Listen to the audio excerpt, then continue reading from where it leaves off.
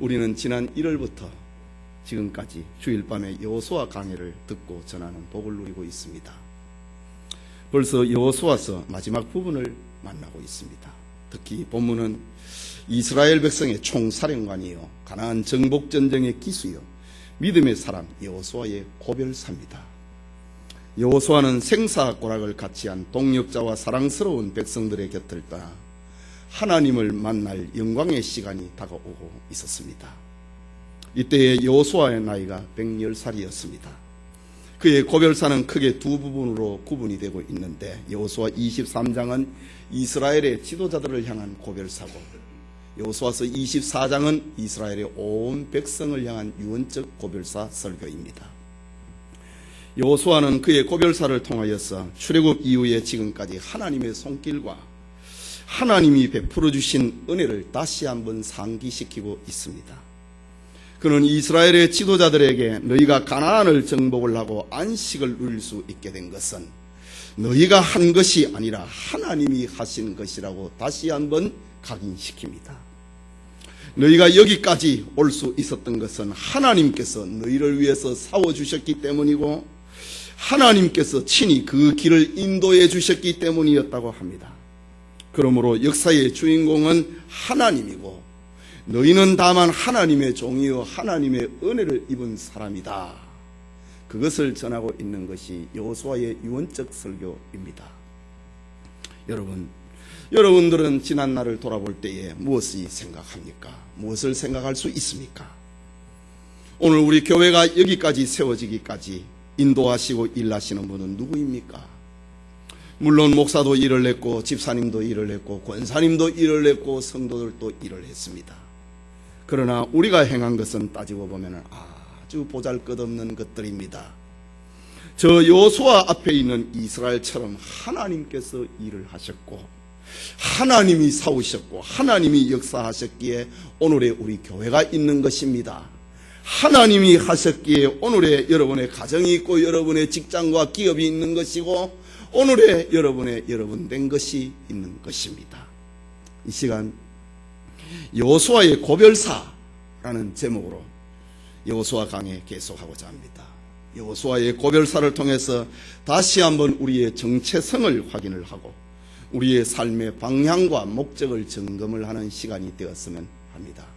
첫째로 여호수아의 고별사, 이것은 하나님께서 안식을 주셨을 때의 한 고별사입니다.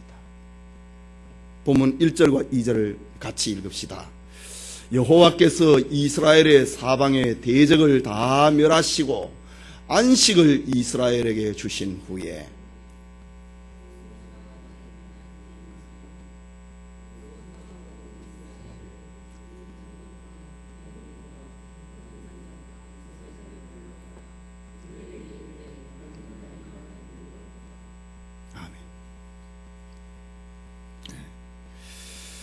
본문의 고별사는 여호수아가 나이 많아 늙게 되었을 때라고 합니다. 하지만 우리는 본문에서 여호수아의 때가 중요한 것이 아니라 하나님이 이스라엘에게 말씀하신 때가 언제인가 그것을 주의 깊게 살펴보아야 됩니다. 이때는 여호와께서 이스라엘의 사방의 대적을 다 멸하셨고 안식을 주셨을 때에 여호수아가 지금 말하고 있다는 사실입니다. 우리 사람의 때가 중요한 것이 아니라 하나님의 때가 중요한 것입니다. 여기 안식이라고 하는 말은 이스라엘이 더 이상 주변 가나안 족속으로부터 위협을 당하지 않을 때를 말합니다. 평화롭게 지내게 된 상태를 말하는 것입니다. 이제 가나안의 모든 주도권은 이스라엘이 가졌을 때입니다.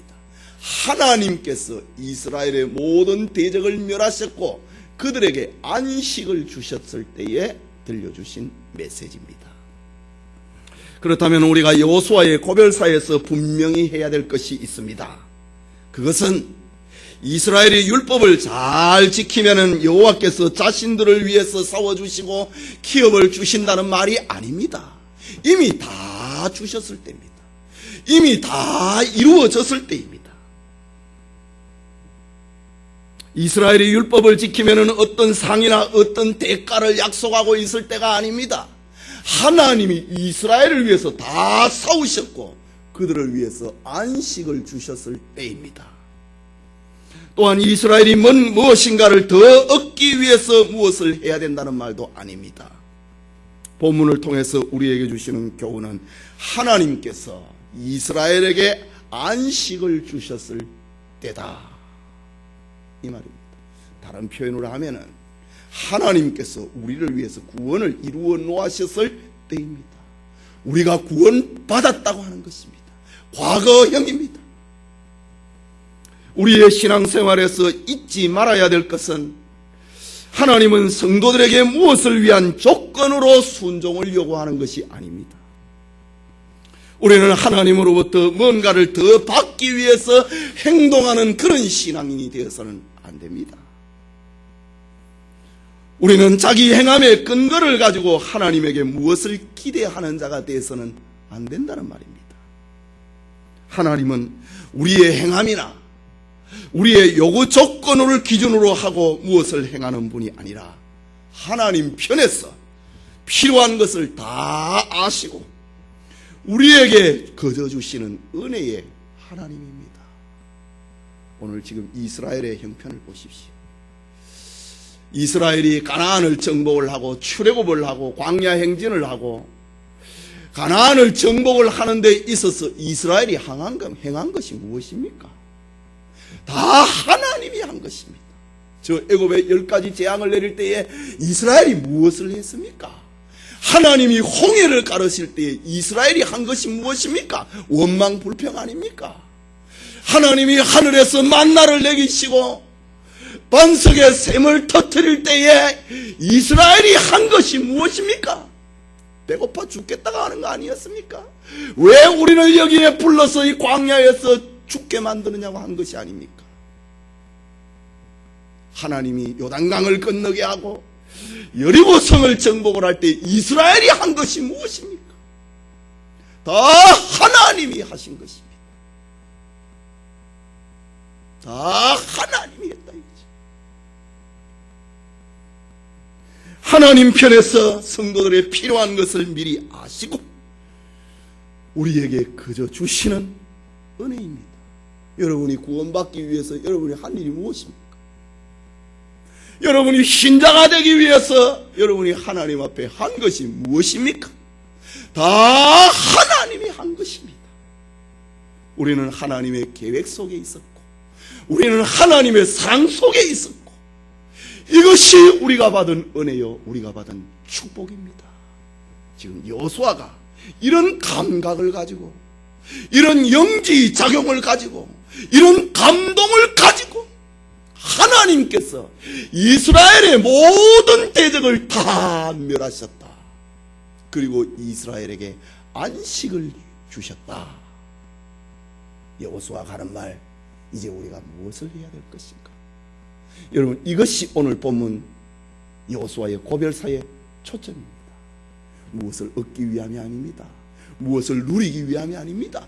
하나님이 우리에게 주셨기 때문에 하나님의 은혜로 우리를 자기 백성 삼으셨고 하나님의 은혜로 가나안 땅을 기업으로 주셨고 하나님의 은혜로 대적을 다 물리쳤고 하나님의 은혜로 우리에게 안식을 주셨을 때다라는 것입니다. 사도 베드로는 베드로전서 1장 2절에 이렇게 말을 합니다. 고 우리 하나님의 미리 아심을 따라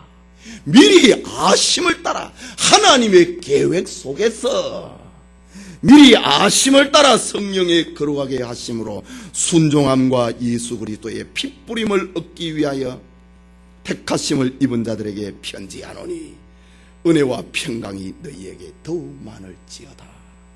우리는 하나님의 미리 아심 속에 있는 자가 됐다 이 말입니다. 우리가 구원받은 것은 힘으로나 능으로 하는 것이 아니라 오직 어린 양 예수 그리스도의 피로 되었다 라고 합니다. 바로 지금 여호수아는 이런 감정을 가지고 고별 설교를 하고 있는 것입니다. 본문 3절과 4절을 보십시다. 같이 읽읍시다. 너의 하나님 여호와께서 너희를 위하여 이 모든 나라에 행하신 일을 너희가 다 보았거니와 너희 하나님 여호와 그는 너희를 위하여 사오신 자니라. 보라, 내가 요단에서부터 해지는 변 대해까지의 남아있는 나라들과 이미 멸한 모든 나라를 내가 너희를 위하여 제비 뽑아 너희 지파에게 기업이 되게 하셨느니라. 하나님이다.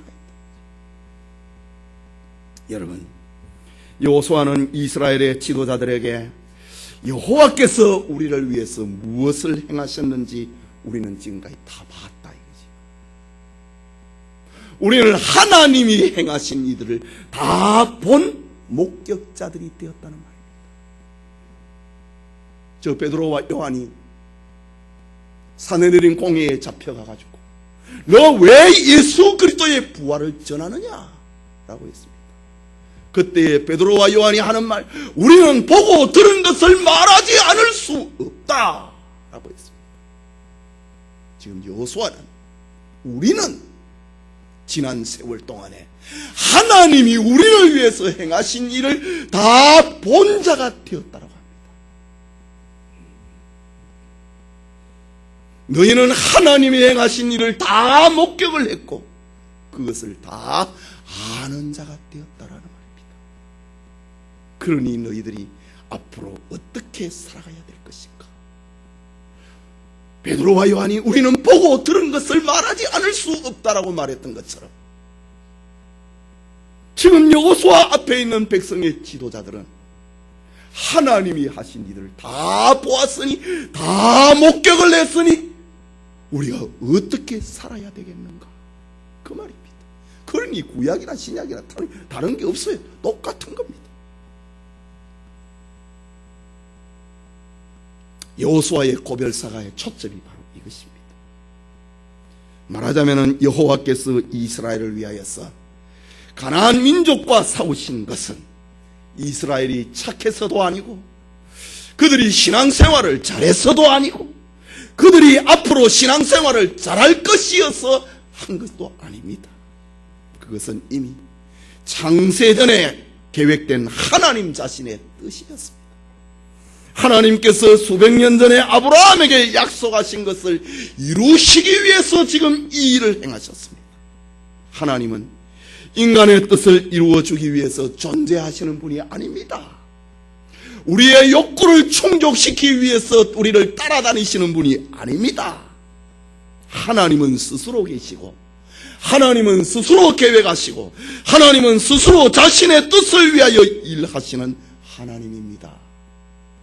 여호수아는 지금 백성의 지도자들에게 너희는 이것을 다 보았다. 우리의 잘남과 우리의 못남과 우리의 의사와 우리의 계획과 우리의 방향하고 관계가 없이 하나님이 자신을 위하여서 다 행하신 것을 우리가 보았다. 그 말입니다. 여러분, 이스라엘은 하나님의 약속 안에 있는 자들입니다. 그리고 하나님은 자신의 계획과 약속대로 그것을 이루시는 하나님입니다. 이스라엘이 하나님을 믿는다면 이제 이스라엘은 자신의 뜻을 행하는 사람이 되는 것이 아니라 하나님을 신뢰하는 자가 되어야 됩니다. 예수 그리스도의 십자가 죽으심과 부활을 목격한 자들이 예루살렘과 온 유다와 사마리아와 땅끝까지 이르러 증인이 되고 우리는 보고 들은 것을 말하지 않을 수 없다고 하는 것처럼 지금 여호수아 앞에 서 있는 수많은 이스라엘의 족장들과 장로들과 유사들과 지도자들은 하나님을 아는 자로 살아야 된다는 겁니다. 지금 이걸 교훈하고 있습니다. 물론 신명기 성경이나 너희들이 하나님의 말씀에 순종하면 복 받을 것이다 이런 말씀도 있습니다. 그러나 오늘 본문에 있는 말씀, 성숙한 신자들을 향해서 들려주고 있는 메시지, 우리는 더 받고 더 누리고 더 가지기를 위해서 순종하는 것이 아니라 하나님이 하신 일을 우리가 다 보았다는 겁니다. 하나님의 구원을 보았고, 하나님을 대적하는 자를 어떻게 멸망시키는 것을 하나님이 보았습니다. 그것을 이스라엘의 지도자들이 보았습니다. 그렇다면 이스라엘은 이제 하나님을 아는 자로 살아야 되는 것입니다. 이스라엘은 자신의 뜻대로 안 된다고 해서 조급해하거나 낙심할 이유가 없습니다. 하나님이 하셨다. 하나님이 이스라엘을 위해서 싸우신 것은 이스라엘이 귀해서가 아니라 이스라엘은 하나님의 계획 안에 있는 자요, 하나님의 약속 안에 있는 자요, 하나님의 사랑 안에 있는 자이기 때문입니다. 이스라엘은 하나님의 약속으로 인해서 지금까지 살아왔습니다. 제 애굽 사람들보다 이스라엘이 나은 것이 무엇이었습니까? 애굽 사람들보다 이스라엘이 나은 게 무엇이었느냐 이거지. 이스라엘 백성들은, 지금 여호수아를 비롯해서 이스라엘의 지도자들은 우리는 하나님의 사랑의 대상이 되었다. 그 하나님의 계획에 따라서 일이 다 이루어졌다. 그것을 우리는 다 봤다는 겁니다. 그러니 내 뜻대로 안 된다고 조급해하지 말고 낙심하지 말라는 겁니다. 여러분, 사람들이 우상을 왜 섬깁니까? 출애굽기 20장에 보면은 너희는 너희를 위하여, 너를 위하여 새긴 우상을 만들지 말라. 사람이 우상을 섬기는 것은 자기의 뜻을 이루려고 위해서 우상을 섬기는 겁니다. 그러나 지금 이스라엘은 우리는 우리의 뜻을 이루는 사람이 아니라 우리는 지금 하나님의 뜻을 이루는데 우리가 동원이 된 사람이다. 하나님의 뜻을 이루기 위해서 우리는 하나님의 사랑을 입은 사람들이다. 그러니 우리는 우상 숭배자가 되어서는 안 된다. 그런 말입니다.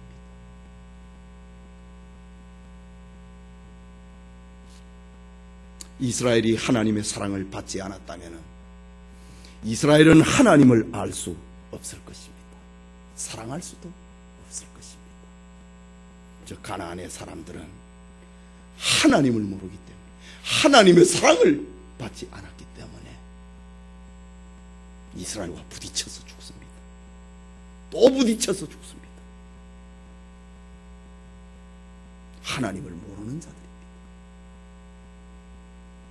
이스라엘이 하나님의 은혜를 체험하지 못했다면 그들 역시 자신들의 종교적인 욕구에 따라서 자기를 위하여 우상을 숭배하고 말았을 것입니다.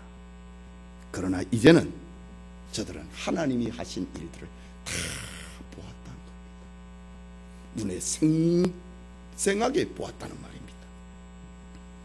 그러니 우리는 그 목격자에 걸맞는 삶을 살아야 되지 않느냐, 그 말입니다. 이것은 하나님의 은혜를 체험한 사람들의 요구입니다. 그렇다면 이스라엘이 가나안 땅에서 할 일이 무엇이겠습니까? 지금 여호수아가 고별사를 통하여서 우리가 가나안 땅에서 앞으로 살아야 될 것이 무엇입니까? 그것은 자신들이 본 하나님의 은혜와 하나님의 사랑을 마음껏 드러내면서 살아야 되는 겁니다. 보고 들은 것을 말하지 않을 수 없다고 한 것처럼 지금 이스라엘의 지도자들은 보고 들은 것을, 그것을 간직을 하고 앞으로 살아야 된다, 이 말입니다. 이것이 이스라엘다운 삶의 모습입니다. 이것이 목격자의 삶입니다. 이것이 경험자의 삶입니다.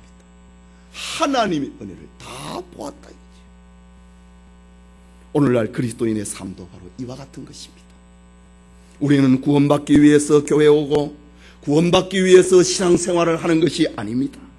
구원받았으니 하나님의 영광을 위하여서 교회에 오고 하나님의 영광을 위해서 신앙생활을 하는 것입니다. 그렇다면 여호수아의 고별사를 통하여서 이스라엘에게 당부하는 말씀은 바로 주님의 은혜로 구원받은 우리를 향한 메시지입니다. 깨닫는 은혜가 있기를 소원합니다. 그게 둘째로 고별사의 구체적인 내용입니다. 우리가 목격자가 되었으니, 우리는 경험자가 되었으니, 우리는 다 하나님이 하시는 일을 보고 들었으니 어떻게 살아야 될 것인가? 여호수아의 고별사를 통하여서 여호수아는 지금 하나님의 마음을 드러내고 있습니다. 그것은 하나님의 은혜를 목격한 이스라엘이 거기에 걸맞는 삶을 살아야 된다.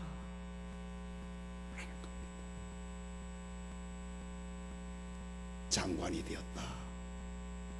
대통령이 됐다.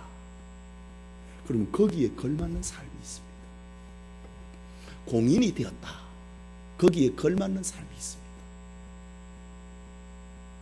지금 이스라엘은 하나님의 구원을 목격했습니다.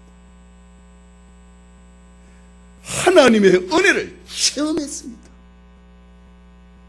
자기 뜻대로 되는 것이 아니라 하나님의 뜻대로 모든 것이 된다고 하는 것을 체험을 했습니다. 이스라엘은 그 하나님의 사랑 안에서 행복자가 된 것을 체험을 했습니다. 기업을 받았습니다.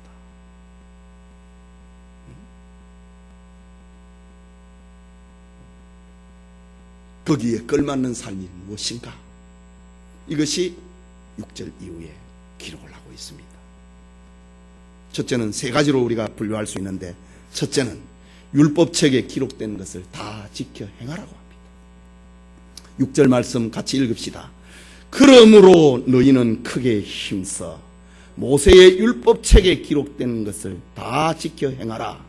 그것을 떠나 좌로나 우로나 치우치지 말라. 그러므로 우리는 하나님의 은혜의 체험자다. 하나님의 구원의 경험자다. 하나님의 뜻대로 되는 것을 보았다. 다 보았다. 우리는 하나님의 은혜 아래서 복받은 자가 되었다. 그러니 율법책에 기록된 대로 다 지켜 행하라. 그것이 목격자의 삶입니다. 여호수아는 모세의 율법책에 기록된 것을 다 지켜 행하라고 합니다. 다 지켜 행하라고 합니다. 너희 마음에 드는 것은 지키고 마음에 들지 않는 것은 빼먹으라는 말이 아닙니다. 모두 다, 전부 다 지켜 행하라는 말입니다. 이것이 하나님을 체험한 자의 삶이라고 합니다. 어떤 것은 지키고 어떤 것은 빼먹고 어떤 것은 소홀히 여기고 어떤 부분을 중히 여기라는 말이 아니고 모두 다 중히 여기고 모두 다 지켜 행하라. 하나님의 말씀이기 때문이다 라고 합니다. 율법책을 지켜 행하라고 하면서 그 앞에 나오는 말, 크게 힘써, 힘써라, 이 말도 얼마나 소중합니까? 그런데 그 앞에 크게 힘써, 꽉 붙어서 매달리는 상태를 말합니다. 하나님의 은혜가 그렇게 위대하기 때문입니다. 여호수아는 이스라엘의 지도자들에게 모세의 율법책에 기록된 것을 다 지키되 그냥 지키는 것이 아니라 크게 힘써 지키라고 합니다. 담대한 결단력을 가지고 확실히 지킬 것을 강조하고 있습니다.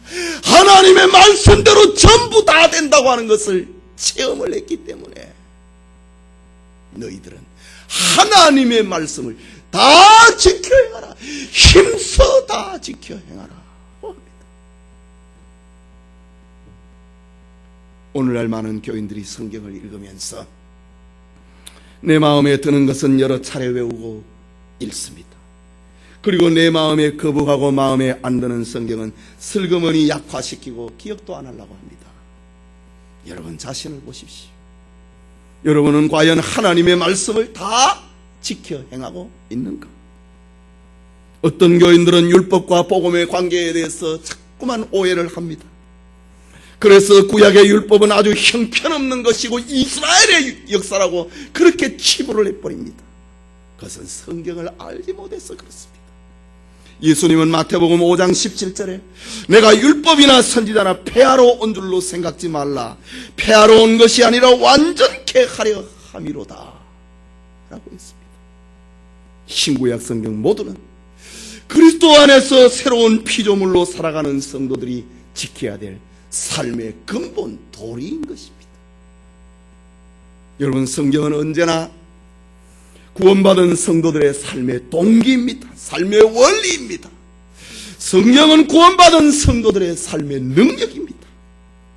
하나님의 말씀의 어느 한 부분을 빼버리면 그것은 한쪽 날개를 잃어버린 새와 같습니다. 신자들은 하늘을 날 수가 없습니다. 신앙생활을 제대로 할 수가 없습니다. 한쪽 날개를 잃은 새는 잠시 후에 죽어버리고 맙니다. 생명을 잃어버리고 맙니다. 사랑하라, 기뻐하라, 감사하라, 용서하라, 십자가를 져라, 믿고 기도하라, 섬겨라, 봉사하라, 먼저 죽어라. 이런 하나님의 말씀은 성도들의 영원한 삶의 원리입니다. 여러분, 혹시 후천성 말씀 적용 결핍증이라는 말 들어봤습니까? 후천성 말씀 적용 결핍증. 의학적인 수로가 요즘 참 많이 있지요. 후천성 말씀 적용 결핍증. 이 병에 걸리면 약이 없습니다. 말씀의 기가로 오는 병입니다. 말씀의 권고함으로 서서히 죽게 되는 병입니다. 성도들은 본래 하나님의 말씀으로 사는 피조물입니다. 사람이 떡으로 사는 것이 아니라 하나님의 말씀으로 산다고 예수님이 말씀하셨잖아요. 그런데 말씀이 들리지 않는다면, 하나님의 말씀이 내 귀에 들리지 않는다면 후천성 말씀 적용 결핍증에 걸린 겁니다. 말씀을 들어도 남에게 하는 말로 들린다면 이보다 더 큰 일이 어디에 있겠습니까? 예배 때마다 우리는 하나님의 말씀을 듣고 하나님의 음성을 듣고 그 말씀을 실천하는 복 있는 자가 되어야 할 것입니다. 계속해서 여호수아는 그것을 떠나 좌로나 우로나 치우치지 말라고 합니다. 오늘날 많은 교인들이 말씀 중심 이야기를 하면서 극단주의의 길로 가는 이들이 있습니다. 말은 말씀주의인데 행동은 한쪽으로 기운다. 어떤 이들은 하나님의 말씀에 신학을 너무 강조를 해서 성경 말씀 자체를 훼손을 시키는 이가 있습니다. 신학의 틀 속에 성경을 다 넣을 수는 없습니다. 어떻게 하나님을 사람이 조직을 해놓은 그 신학 속에 하나님을 다 넣을 수 있단 말입니까? 하나님은 신학을 초월하는 분입니다. 신학이라고 하는 것은 하나님을 아는 작은 시각에 불과한 것입니다. 신학의 틀 속에 성경을 넣어가지고 말씀을 칼질을 하면 안 됩니다. 개혁자 칼빈은 성경 해석의 원리로 성경이 말하는 곳까지 가고 성경이 침묵하는 곳에서 멈춘다 라고 했습니다. 우리는 좌로나 우로나 치우치지 말고 하나님의 말씀 그대로 읽고 그대로 받아들이는 마음의 자세를 가져야 됩니다. 그런데 많은 교인들이 신앙의 중심을 잡지 못하고 이쪽으로 휩쓸리고 저쪽으로 휩쓸리는 경우가 많이 있습니다. 문명의 혜택을 받고 있는 오늘의 교인들은 집에 기독교 텔레비가 나옵니다. 이 목사님의 설교를 하면 이쪽으로 가버리고 저 목사님의 설교를 들으면 저쪽으로 가버립니다. 이 좌우로 치우친다는 말입니다. 서점가에 소위 베스트셀러가 있습니다. 때로는 섬뜩할 때가 있습니다. 목사인 제가 읽어도 이런 표현을 써도 되는가? 그럴 때가 있습니다. 자극적인 표현을 사용을 해서 자극적인 것을 통해서 인기를 얻으려고 하는 것입니다. 그러나 성도님, 우리는 하나님의 말씀을 떠나 좌로나 우로나 치우치지 말아야 됩니다. 성경이 무엇을 말하는가를 귀 기울여야 됩니다. 이것이 하나님의 은혜를 체험한 사람, 하나님의 구원을 다 보았던 사람, 그들이 가져야 될 삶의 자세다. 이것이 여호수아의 고별사입니다. 또 하나의 권면은 하나님을 가까이 하라고 합니다. 8절에 오직 너희 하나님 여호와를 친근히 하기를 오늘날까지 행한 것 같이 하라. 여호수아가 살아있을 동안에 여호수아는 이스라엘 백성들이 하나님을 멀리하는 것을 용납하지 않았습니다. 하나님을 친근히 하기를 지금처럼 해라 이거지. 지금 여호수아 임종을 앞에 두고 하는 말입니다. 친근하다, 이 말은 적당한 관계가 아니라 적당하게 떨어져서 가는 것이 아니라 꼭 붙어 있는 걸 말합니다. 예수님은 자신을 가리켜서 나는 포도나무요 너희는 가지라고 했습니다. 가지가 본나무에 붙어 있지 않으면 과실을 맺을 수가 없고 잠시 후에 말라서 죽어버리고 맙니다. 그러므로 우리는 하나님을 친근히 해야 돼요. 하나님을 가까이 해야 됩니다. 하나님을 가까이 하고 하나님 앞에 붙어 있을 때에 하나님을 닮게 됩니다. 여러분, 부정적인 사람을 가까이 하면은 부정적인 사람이 됩니다. 그러나 긍정의 사람과 만나면은 긍정의 사람이 됩니다. 자식들은 아버지를 혹은 어머니를 비판하면서 그렇게 닮습니다. 욕을 하면서 닮습니다. 이게 무슨 말입니까? 어떤 사람을 만나느냐가, 어떤 사람을 가까이 하느냐가 그렇게 중요하다는 말입니다. 그 엄마의 그 딸이 저 보래, 저 아버지처럼 하는 거 보래, 저 엄마하고 똑같다, 이런 표현을 우리가 보고 쓰지 않습니까? 누구를 가까이 하고 사느냐에 따라서 그를 닮아버립니다. 여러분, 향수 가게에서 일하는 사람은요, 자신도 모르게 향수의 감미로움이 몸에 배입니다. 그를 만나는 사람은 그에게서 향긋한 향기를 느끼게 됩니다. 그러나 쓰레기나 오물을 가까이 한 사람은 아무리 깨끗이 하고 샤워를 하고 야단을 해도 그에게서 냄새가 자꾸만 납니다. 군대에 있을 때 화장실을 푸는 일을 가끔 하거든요. 화장실을 하루 종일, 오늘 화장실 푸는 날이다, 하루 종일 화장실 풉니다. 통에 담아 갖다 버려. 저녁이 돼서 암만 닦아도 몸에 냄새가 안 빠집니다. 누구를 가까이 하느냐, 사람은 무엇을 가까이 하느냐에 따라서 그에게 영향을 받고 맙니다. 여러분, 앵무새 이야기를 하십니까? 욕쟁이 앵무새 한 마리하고 아주 고운 말 쓰는 앵무새 한 마리가 있었습니다. 그런데 어느 날 둘을 같이 넣어놨습니다. 그 욕쟁이 앵무새의 장에다가 고운 말 쓰는 앵무새를 집어넣으니까 조금 지나니까 고운 말 쓰는 앵무새가 욕쟁이 앵무새의 말을 따라해버린 겁니다. 이 말이 미물이라도 참새 한 마리도 말입니다. 좋은 거는 안 담고 못된 거를 닮아요. 욕쟁이 앵무새가 말하고 있는 그거를 고운 말 쓰는 앵무새가 닮아버린다는 겁니다. 우리 인간도 마찬가지입니다.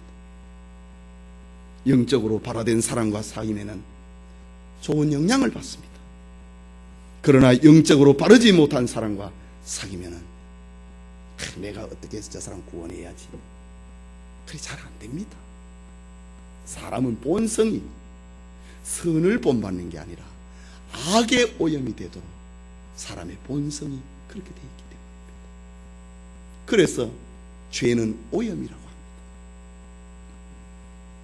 하나님을 가까이 하는 사람은 하나님 앞에 경건하고 진실되고 성실하고 거룩한 삶을 추구하게 됩니다.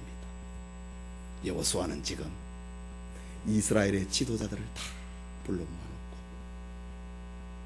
우리가 하나님이 하신 일을 다 보았다. 누구를 가까이 할 것인가? 우상을 가까이 할 것인가? 이방인들을 가까이 할 것인가? 그거는 하나님의 하신 일의 목격자가 아니지. 하나님이 하신 일의 목격자, 하나님의 은혜를 체험한 사람이라면 하나님을 가까이 해야 된다. 이 당연한 메시지입니다. 여러분의 주위에는 지금 누가 있습니까? 여러분이 자주 만나는 사람은 어떤 사람입니까? 하나님을 가까이 하는 사람이 되십시오. 그리고 여러분 주변 사람들에게 좋은 영향력을 끼치는 믿음의 사람이 되십시오. 두려움과 긴장된 마음을 떨쳐버리고 하나님을 아는 자로 사십시오. 이것이 하나님의 은혜를 체험한 사람, 하나님으로부터 기업을 받고 하나님으로부터 구원을 체험한 사람들의 삶의 자세인 것입니다. 마지막으로 하나 더, 하나님을 사랑하라 라고 합니다. 11절 말씀을 봅니다. 같이 읽읍시다. 그러므로 스스로 조심하여 너희 하나님 여호와를 사랑하라. 그러므로 이런 문장으로 연결이 되어 있습니다. 하나님이 하신 일의 목격자다. 하나님이 하신 일을 다 보았다. 그러므로 스스로 조심하여 너희 하나님 여호와를 사랑하라 라고 합니다. 성도들이 할 수 있는 최고의 고백이라면 하나님 사랑합니다 라는 말일 것입니다. 여러분 한번 해보십시오. 하나님 사랑합니다. 사랑을 자주 안 하니까 이 말도 안 나온다고. 다시 해보세요. 하나님 사랑합니다. 여러분 기도할 때 이 말부터 먼저 한번 해보십시오. 마음이 확 열릴 것입니다. 하나님을 아는 자는, 하나님을 체험한 사람, 하나님이 하신 일을 보는 사람은 하나님을 사랑해야 된다는 겁니다. 이것은 뭘 배워갖고 될 일이 아닙니다. 우리 요한계시록에 보지요. 천국에서 부르는 노래는 배울 자가 없더라고 합니다. 천국의 노래는 따라서 배울 수가 없는 노래라고 합니다. 그것은 하나님의 사랑이 내 마음속에 있을 때만 천국의 노래를 부를 수 있는 겁니다. 요한계시록에 나오지요. 배워가지고 한번 해봐라.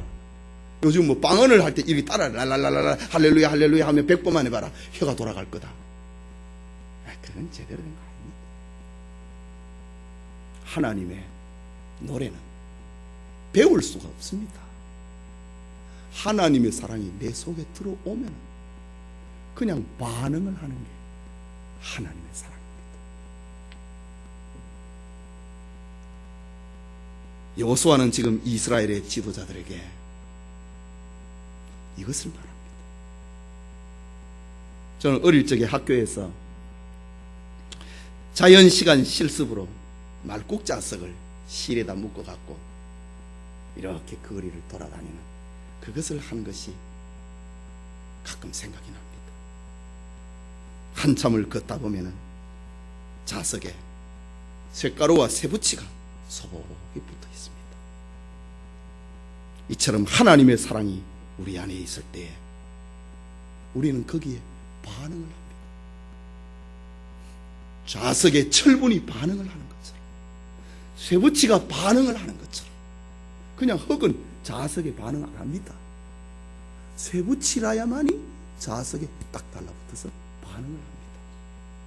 하나님의 사랑이 받은 사람만이 하나님 사랑합니다 이 반응을 한다는 거죠.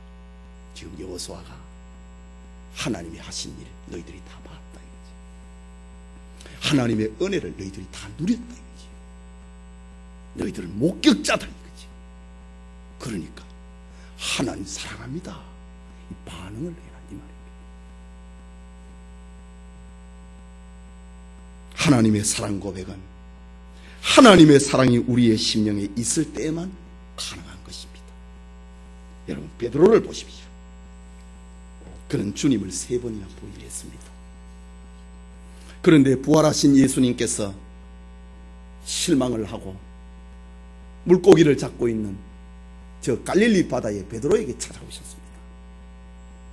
그리고 묻습니다. 베드로야, 시몬, 요한의 아들 시몬아, 네가 이것들보다 나를 더 사랑하느냐? 물고기 잡는 것보다 나를 더 사랑하느냐? 네가 이 사람들보다 나를 더 사랑하느냐? 주님이 물었습니다. 베드로는 주님의 질문에 고개를 들 수가 없었습니다. 주님의 사랑이 너무 강렬했기 때문입니다. 그냥 버려두어도 아무 변명할 것이 없는 베드로였습니다. 3번이나 예수님을 모른다고 부인을 했기 때문입니다. 차라리 예수님이 갈릴리 바다에 회초리를 들고 찾아왔다면 베드로는 마음이 더 편했을 것이고 속이 시원했을 것입니다. 그런데 주님은 터질 듯한 사랑을 가지고 베드로에게 묻습니다. 요한의 아들 시몬아, 네가 나를 사랑하나? 네가 이것들보다 이 사람들보다 나를 더 사랑하느냐? 베드로는 예, 제가 주님 사랑합니다. 내가 주님을 사랑하는 줄 주님이 아시지 않습니까? 내 마음을 주님이 안다는 말입니다. 왜? 베드로의 마음속에는 주님의 사랑이 있기 때문입니다. 그러나 가룟 유다는 그렇지 않았습니다. 그의 마음속에 주님의 사랑이 없습니다. 사랑에 닿는 것 같은데 사랑이 없었습니다. 그러니 목을 메고 자살을 하고 만 것입니다. 여러분, 지금 이스라엘은 긴 세월 동안 하나님의 은혜를 체험했습니다. 하나님의 구원을 경험을 했습니다. 그들은 오직 하나님의 은혜로 기업을 받았고 하나님이 이스라엘의 대적을 물리쳤다는 것을 경험했습니다. 이제 이스라엘이 해야 될 것은 그 하나님을 알고 그 하나님 앞에 사랑합니다, 사랑받았으니까, 그 사랑을 가지고 있으니까 사랑합니다 라는 고백을 해야 하는 것입니다. 계속해서 13절을 보십시오. 정령이 알라, 너희 하나님 여호와께서 이 민족들을 너희 목전에서 다시는 쫓아내지 아니하시리니 그들이 너희에게 올무가 되며 덫이 되며 너희 옆구리에 채찍이 되며 너희 눈에 가시가 되어서 너희가 필경은 너희 하나님 여호와께서 너희에게 주신 이 아름다운 땅에서 멸절하리라. 너희가 목격자가 되어가지고 잠잠하여서 말이 없다면, 잠잠하여서 반응을 하지 않는다면, 하나님의 율법을 지키고 하나님을 사랑하고 하나님을 가까이 하는 것이 너희에게 없다면 망한다. 이 얼마나 무서운 말입니까?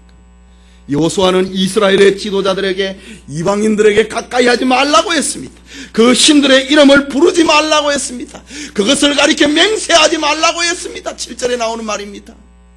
그것을 섬기지 말라고 했습니다. 그것을 절하지 말라고 했어요. 5번이나 7절에 하지 말라, 하지 말라, 하지 말라, 하지 말라, 하지 말라. 이방인들에게 가까이 가지 말라. 그 신의 이름을 부르지 말라. 그것을 가리켜 맹세하지 말라. 그것을 섬기지 말라. 거기에 절하지 말라. 이유는 너희들은 하나님의 구원의 체험자가 되었기 때문이라는 거지. 이방인들을 가까이 하고 이방 신의 이름을 부르고 그 신 앞에 맹세를 하고 그 신을 섬기고 거기에 절하는 것은 하나님을 아는 자의 삶이 아니라는 말입니다. 하나님을 체험한 자는 그럴 수 없다는 말입니다. 세보를 하면은 우상이 올무가 된다고 했습니다. 이방인이 덫이 된다고 했습니다. 채찍이 된다고 했습니다. 너희 눈에 가시가 될 것이라고 했습니다. 여러분, 오늘 우리에게 하나님은 이스라엘에게처럼 참아주셨고 끝까지 용서하셨습니다. 끝까지 내 편이 되어주셨습니다. 주시지 않아도 할 말이 없는 우리들입니다. 저 베드로처럼 미움을 당해도 당연한 우리입니다. 그러나 주님은 우리를 끝까지 사랑하셨고 우리를 포기하지 않으셨습니다. 그리고 우리의 심령에, 우리의 가슴에, 우리의 마음에 주의 사랑을 담아주셨습니다. 그 사랑을 받았다면, 그 사랑을 아는 자면 우리는 하나님을 사랑하는 자 되어야 되는 것입니다. 성도 여러분, 여호수아의 고별사의 중심, 너의 하나님 여호와다. 너희 하나님이다. 너의 하나님 여호와다. 3절에 너의 하나님 여호와가, 5절에 너의 하나님 여호와가, 8절에 너의 하나님 여호와가, 10절에 너의 하나님 여호와, 11절에 너의 하나님 여호와입니다. 하나님이 했다는 말입니다. 여호수아는 그가 그동안에 경험을 했던 하나님, 이스라엘을 인도하고 기업을 주시고 승리하게 하셨던 그 하나님에 대해서, 너희 하나님 여호와에 대해서 들려주고 있습니다. 우리는 지금 어떻습니까? 하나님과의 관계보다도 사람과의 관계가 불편하고 죽겠다고 하는 말이 우리 아닙니까? 교회의 최종 목표가 무엇입니까? 교회는 단순하게 착한 사람을 만드는 것이 아닙니다. 품위를 지키는 사람을 만드는 것이 아닙니다. 복받는 사람을 만들어내는 것이 아닙니다. 교회의 목표는 하나님 앞에서 하나님의 은혜를 아는 사람, 하나님 없이는 살 수 없는 사람, 하나님을 아는 자로 살아가는 신자를 만들어내는 것이 교회의 최우선입니다.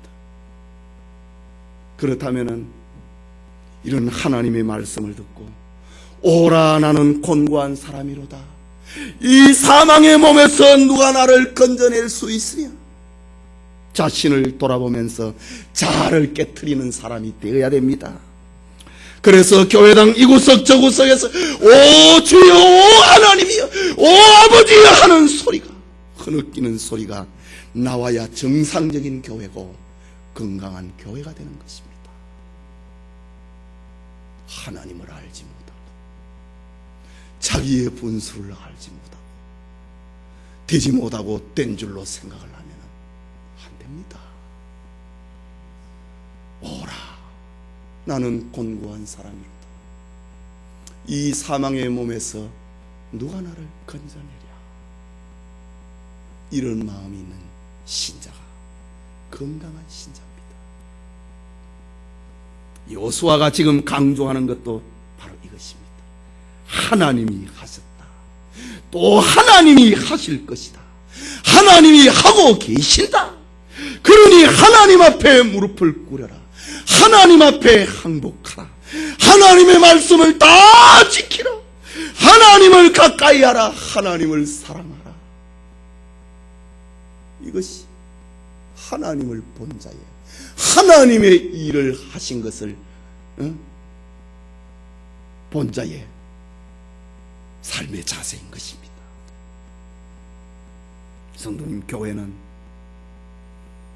하나님을 사랑하는 자들이 모이는 곳입니다. 구원받았기 때문에 하나님을 사랑하는 자가 있고, 하나님을 가까이 하는 이들이 있고, 하나님의 말씀을 다 지키는 자들이 모이는 곳이 교회입니다. 왜? 하나님의 은혜를 체험했기 때문에.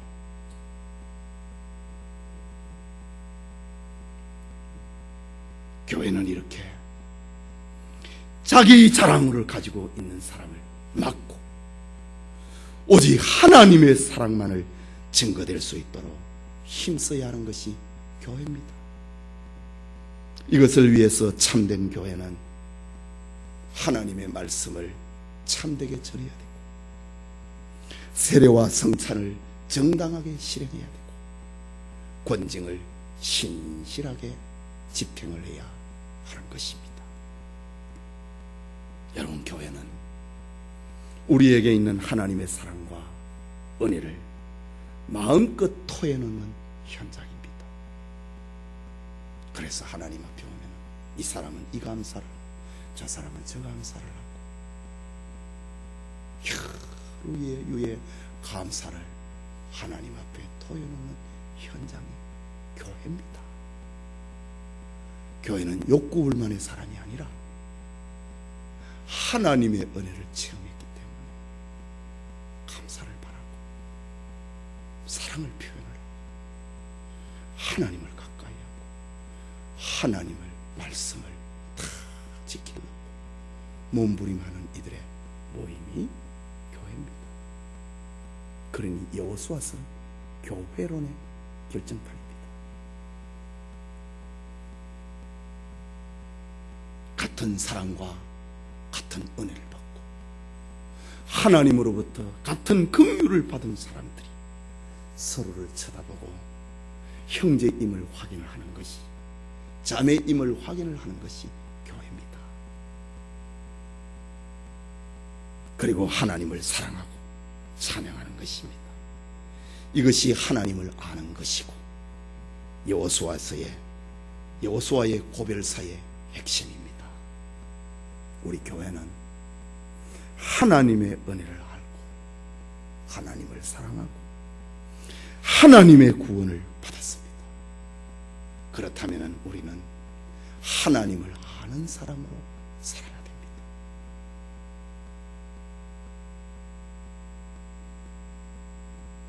버릇없는 아이들 이래 보면, 버릇없는 사람을 이래 보면, 저 사람은 본 데가 없다고 합니다.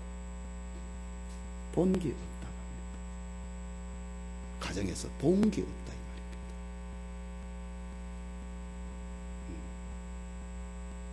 그게 제일 큰 욕입니다. 양반이 아주 고상한 표현으로, 상놈과 같은 그런 표현이 아니라 양반의 언어로 최고의 욕은 자는 본 게 없어, 그겁니다. 여러분, 하나님을 본 자, 하나님을 아는 자의 삶을 살아야 됩니다. 그것은 하나님의 말씀을 다 지켜 행하는 삶, 하나님을 가까이 하는 교회, 하나님을 사랑하는 교회로 세상에 나타나는 것입니다. 우리 교회가, 우리 성도님들이 이런 축복이 있기를 소원합니다.